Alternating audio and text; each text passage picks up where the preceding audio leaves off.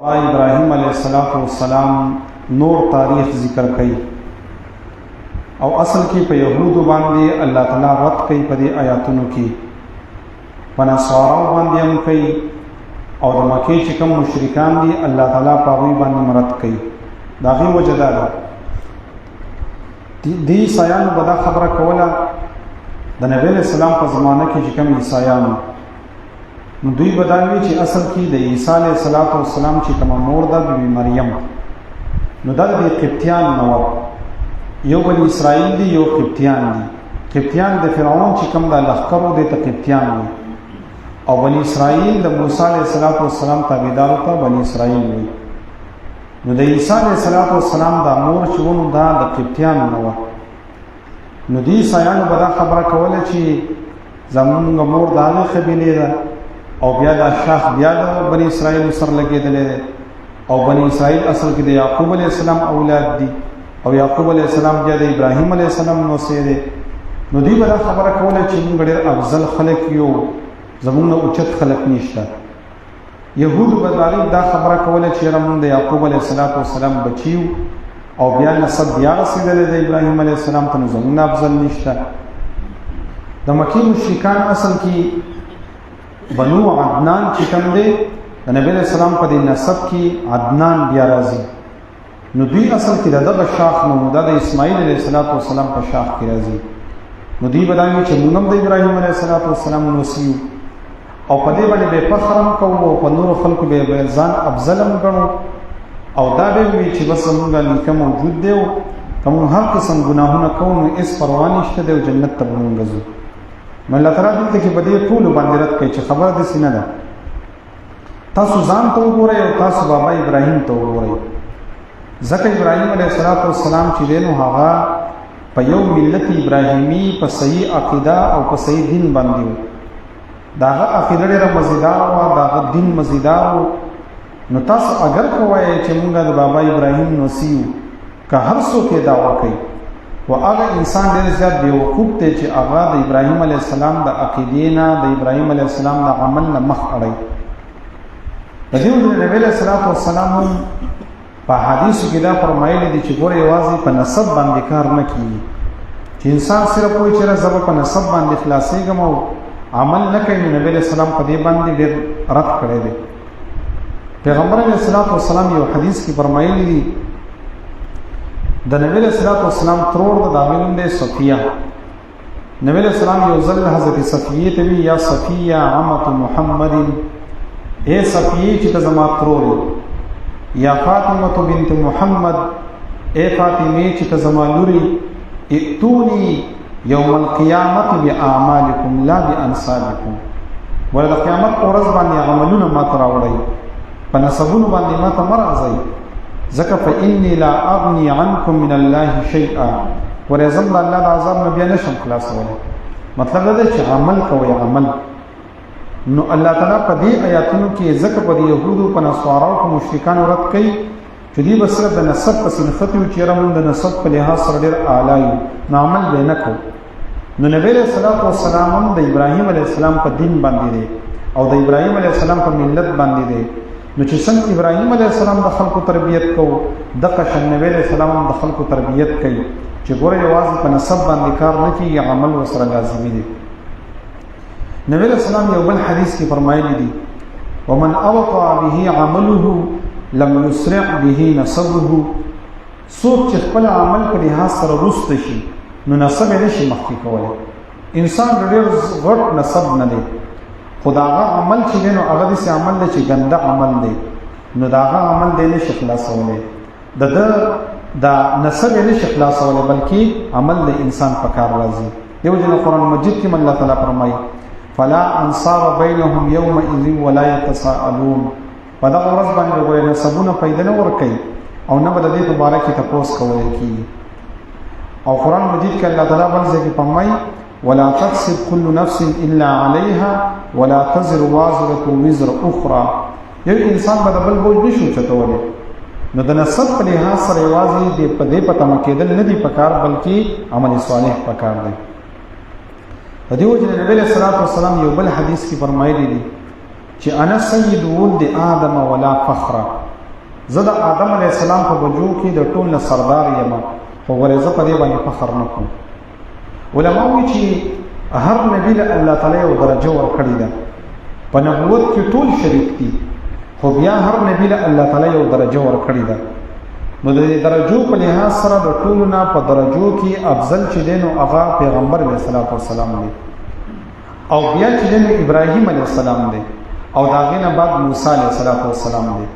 خو د هغې باوجود نبی علیه السلام څه فرمایي؟ انا سید ولد آدم ولا فخر. زه د آدم علیه السلام په بچو کې د ټول نه ډېر سردار یم، خو ګورې په دې خبرو باندې زه فخر نه کوم. نو دې آیاتونو کې الله تعالی دا فرمایي چې ګوره تاسو یوازې دا وایئ چې موږ په ملت د ابراهیم علیه السلام نسیو، الله وایي عمل ته مه ګورئ چې عمل هم څنګه دی. نو په دې دور کې که انسان د هر یو نسب نه دی او د هر یو خیل سره تعلق ساتي، او چې عمل یې ټیک نه دی نو نسب یې په کار نه راځي. او چې انسان دی د هغه عمل ټیک دی، پاکي تقوا موجوده ده، د الله په نسبت باندې عزتمند دی، د رسول په نسبت باندې عزتمند دی، نو اگر که نسب یې امر نه دی. او ما تاسو یو ځل په دې باندې تحقیق کړی چې اصل کې دا ټول خلق الله تعالی پیدا کړي دي، او دا نسبونه اصل کې موږ د پیشو ته نسبونه وایو. پیشه چې دی نو دا نسب نه دی. ما تاسو ته ویلي چې حضرت زکریا علیه السلام چې دی نو دا ترکان، اوس ترکانان چې دی نو دا ګورې نسب خو نه دی، دا خو پیشه ده. دغه شان ادریس علیه السلام چې دی نو ټیلر و. اوس یو سړی دی مثلا هغه چې دی نو بلوچی به خو ټیلر به وي، نو څوک به دا و چې دا ټیلر د قوم نه دی. نه، ټیلر د قوم، دا ټیلر د هغه پیشه ده. نسب چې دی او نسل د هغه جدا دی. نو په پیشي کې څه نشته. دغه شان د چې دی نو آدم علیه السلام زمیندار و، پیغمبر و زمیندار. و څوک به دا نه وایي چې د آدم علیه السلام بچي چې نو هغه زمینداران دي. داسې نه، هغه نسب جدا خبره ده او هغه پیشه چې دی نو هغه جدا خبره ده. او پیشه پیغمبرانو مختلف کړې ده. او اصل کې که سوچ وکړي نو دا کم خلک چې دا خبره کوي چې موږ پلان کې خېل یو، موږ پلان کې خېل یو، نو دوی چې مثلا تاریخ ته وګوري نو دوی موږ د افغانستان نه راغلو. افغانستان چې څوک راغلی خو مهاجري، نو بس بیا خو ټول موږ چې دی نو هغه مهاجر شو. په دې وجه تاسو په خپل دغه کې ګوره ډومیسایل کې یو په دې کې قوم لیکلی شوی، یو په دې کې ذلي شاخ لیکلی شوی. نو قوم کې لیکلی افغان، نو د افغان مطلب دا دی چې موږ ټول په هغه لحاظ سره مهاجر یو. اوله دا کم خلک وایي چې موږ د افغانستان نه راغلو ځه، ولې په دغه ټایم کې دوی ټول څه چل کوو دي. او څوک په دې کې ټیلرانو، څوک په دې کې چې نو علماو، څوک په دې کې مثلا درزیانو، څوک په دې کې انګرانو. نو په دغه لحاظ سره دا ټول ورې بیا د افغانستان نه راغلي. نو که څوک داسې وایي چې په دغه لحاظ سره زه پښتون یم، نو ستا نه مخکې زه پښتون یم، ځکه چې تاسو راتلی نو خامخا عالم به پکې نه و، تاسو له بیا جمع نه کوله، نو زه پکې یم که نه. نو دا هسې فضول خبرې دي چې لکه مونږ د بله بیا دوی اکثر دا خبرې کوي چې یاره ځمکې دي او دا دي او هغه دي، ولې دوی دا ځان سره دا ځینې راوړي وسه. او چې څنګه الله تعالی دلته کې ستاسو هېڅ څه مقرر کړي وو، هغه جدا خبره ده چې تاسو ډېر شی رانیولې دی او چا لږ رانیولې دی او چا بل شان رانیولې ده. خو چې په ټایم کې څوک زورور وو چې بس هغوی ډېره لاندې کړې ده. نور په دې خبرو باندې څوک نه خلاصېږي چې ولې تاسو د افغانستان نه راتلئ ځان سره راوړئ دغه ځینې ځمکه نه مو راوړئ، او چې دلته کې راغلی چې قبضه مو کړه. نو دغه شان ته کې کیسې مطلب دا دی چې په دې خبرو باندې فضیلت نشته چې مثلا چې د پلانکي انسان دومره ځمکه ده نو دا د دې قوم د دې ځمکې اصل کې وارث دا دی، او د بل انسان دومره د ځمکې اصل کې وارث دا دی. داسې نه ده. دا ټول چې موږ مثلا اول خو د آدم علیه السلام د وخت نه راواخله نو ټول د یو آدم بابا علیه السلام اولاد دي. تیم بچې زیم بچې که بیا ته افغانستان ته راځي نو افغانستان نه مثلا ستا نیکم راغلی او چې پای کې ځم نو زما نیکم راغلی و که نه، موږ خو د اسمان نه نه یو راوړېدلي، خو دغه ځینې تاسو هم راغلي موږ هم راغلي. نو داسې فضول خبرې د خلکو مغزو کې سډس بندګي شوی دی، ډایرکټ لاړ شي موږ دغه ځای نه راغلي. نو بیا خو مهاجر دی تاسو، نو چې څوک مهاجر وي نو خو بیا د دې ملک او د دې علاقې نه شو. نو به دې خبرو باندې به تاسو لږ خلک کېدای شي پوهېږي، ډېر به ورته ستاسو فکر نه وي. خو مطلب مې دا دی چې په نسبونو باندې چې دی نو په هغې باندې څوک افضل کېږي نه. نو الله تعالی دې آیتونو کې دا فرمایي چې ګوره ومن يرغب عن ملة إبراهيم إلا من سفه نفسه. څوک چې مخ اړوي د ملت ابراهیمي نه مګر هغه څوک چې ځان یې بېوقوفه کړی، نو دا ډېر بېوقوفه دی. ولقد اصطفیناه فی الدنیا، او موږ دې منتخب کړی په دنیا کې، وانه فی الآخرة لمن الصالحین، او بېشکه دی په آخرت کې هم د نیکانو نه. نو په دنیا کې الله تعالی څنګه منتخب کړی، الله ولې عزت ورکړی، الله تعالی خپل خلیل جوړ کړی، د خلکو په زړونو کې د ابراهیم علیه السلام محبت او دغه شان د کې د نمرود سره مقابله وکړه، الله تعالی له په دنیا کې عزت ورکړ. وانه فی الاخرة لمن الصالحین، او دا په آخرت کې هم د نیکانو نه. علماء وایي چې د قیامت په ورځ باندې به چې اوله لباس چا ته اغوستل کېږي نو دا به بابا ابراهیم علیه السلام ته اغوستل کېږي. ځکه موږ چې د قیامت په ورځ باندې راپاسو نو زمونږ به ګورې لباس نه وي، موږ به داسې راپاسو. د هغې وجه دا ده چې دنیا ته موږ راتلو نو بې لباس راغلي، او چې راپاسو نو بې لباس به راوباسو. بیا به الله تعالی دې خلکو له لباس ورکوي. نو اوله لباس چې اغوستل کېږي نو بابا ابراهیم علیه السلام ته به الله تعالی لباس اغوندي. نو الله تعالی ته بیا وایي اذ قال له ربه اسلم، الله تعالی ورته وایي تابعداري وکړه، غاړه کېږده. مطلب دا دی چې په خپل عمل کې اخلاص پیدا کړه، استقامت اختیار کړه او عمل وکړي. قال اسلمت لرب العالمین، نو وی چې ما رب العالمین ته غاړه ایښودې ده. او دا لاسکه چې ابراهیم علیه السلام او یعقوب علیه السلام خپل بچو ته بیا وصیت کړو. الله تعالی د یهودو ته وایي چې ابراهیم علیه السلام په تاسو ته د صحیح دین او د صحیح عقیدې وصیت کړو، نو تاسو چې بیا ګډوډ شوي نو تاسو د بابا ابراهیم علیه السلام وصیت هم پرېښودی دی. نو وصى بها ابراهیم بنیه و یعقوب، بیا ورته الله تعالی فرمایي چې ګوره تاسو په دې باندې فخر مه کوئ، ځکه تلک امة قد خلت، دا یو جماعت چې مخکې تېر شوی دی، لها ما کسبت ولکم ما کسبتم، هغوی د پر خپل عمل دی، ستاسو د پر خپل عمل دی، نو لهذا په نسبونو باندې فخر هغه مه کوئ. نو دا یو 2-3 ورځې به مونږ 2-3 آیاتونه ووایو، نو سپاره پکې بیا ختمه کړو. نو خیر د تاسو سره سره ګزاره کوئ، نو ټیم به ډېر زیات نه اخلو، خو دومره به چې سپاره پکې ختمه شي. او که تاسو وایئ چې نه د اختر نه بعد به ختمه کړو، نو ستاسو خوښه ده. او تقریبا چې 2 یا 3 شپې درس پکې راځي، نو 3 آیاتونه چې وایو انشاءالله چې سپاره به ختمه کړي. نو 3 آیاتونه وایي داسې صحیح ده، به 3 آیاتونه به وایي، خیر دی لږ تفسیر پکې لږ منطقي کوو، بیا به د هغې نه بعد انشاءالله بیا نورې خبرې پکې کوو. ومن يرغب، او څوک چې مخ اړوي، عن ملت ابراهیم، د دین د ابراهیم علیه السلام نه، الا من سفیه نفسه، مگر چا چې بېوقوفه کړی خپل ځان، ولقد اصطفیناه، او موږ دې غوره کړی وو، فی الدنیا، په دنیا کې، وانه فی الاخرة، او بېشکه دې په آخرت کې، لمن الصالحین، صالحانو سره به وي. اذ قال له ربه اسلم، هر کله چې وویل دته رب دده غاړه کېده، قال اسلمت لرب العالمین، وویل ده ما غاړه ایښودې ده د رب العالمین دپاره.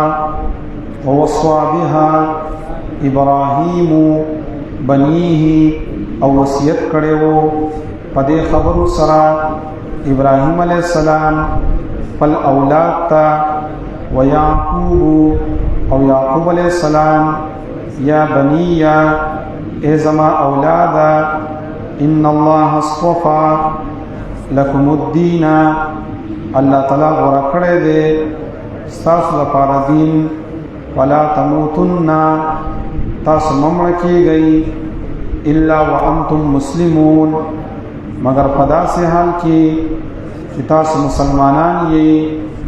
ام کنتم شهداء، آیا تاسو حاضر وئ، اذ حضر یعقوب الموت، هر کله چې حاضر شو یعقوب علیه السلام ته زنکدن، اذ قال لبنیه، هر کله چې ووی خپل اولاد ته، ما تعبدون، د څه عبادت کوئ تاسو، من بعدی، زمان رستا، قالوا، ویل دوی، نعبد الهک، مونږ به عبادت کوو ستا د اله، و اله آبائک، او ستا د پلارانو د معبود ابراهیم، چې ابراهیم علیه السلام دی، و اسماعیل، او اسماعیل علیہ السلام دے، و اسحاق، او اسحاق علیہ السلام دے، الہ واحد،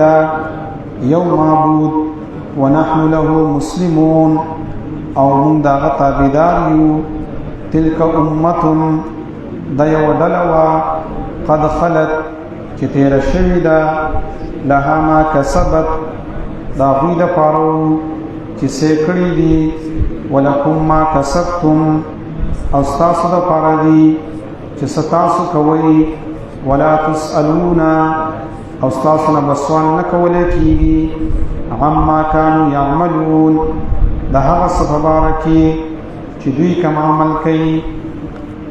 الحمد لله رب العالمين والعاقبة للمتقين الصلاة والسلام على رسوله محمد وعلى آله وأصحابه أجمعين. ربنا لا تزغ قلوبنا بعد إذ هديتنا وهب لنا من لدنك رحمة إنك أنت الوهاب. اللهم لا تقتلنا بغضبك ولا تهلكنا بعذابك وعافنا قبل ذلك برحمتك يا أرحم الراحمين.